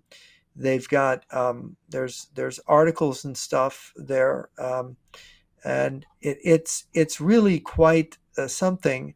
And you might want to. They've got a bunch of his papers there, things that he wrote. You might want to look at it. There was I reviewed something that was in his memoirs in which he basically had Robert Welch investigated, and he called him the Welcher, very famously, saying that he basically pretended to believe there was a Jewish Masonic conspiracy or a Jewish conspiracy, and he didn't really believe. I mean, he didn't really follow through on it. That's why he was the Welcher, and that he was really working for the Jews and the communists. Okay. Was what he discovered. Nothing specific on that score. So it's rather interesting to see when they turn against each other what the revelations are about where this, and of course this is what Alex Jones, his whole spiel is coming out of. And I think it's important for people to understand that this is the old classic thing that Hitler believed in. The idea that there's this nefarious Jewish Kabbalists that control the world through the Masonic lodges and the banks, which is just the biggest load of nonsense. When you talk about things like drug addiction and all these kinds of problems, and you get the conspiracy activists saying, "Oh, see, this is what the Jewish conspiracy is doing to us." I mean, usually when you look at these people, they don't know history at all, and there's so many examples that show us all these things in the past, even, right? This was, for example, this is the official history of Tsarist Russia. This was when anti-Semitism was rampant in Russia already. So the Tsars are not considered to be the tools of the elders of Zion. So this was a classic traditional empire. They tried to be Rome, essentially, under the Tsars in Russia. And so they pushed this anti-Jewish conspiracy nonsense. At the same time, they had probably the biggest drinking problem in recorded history.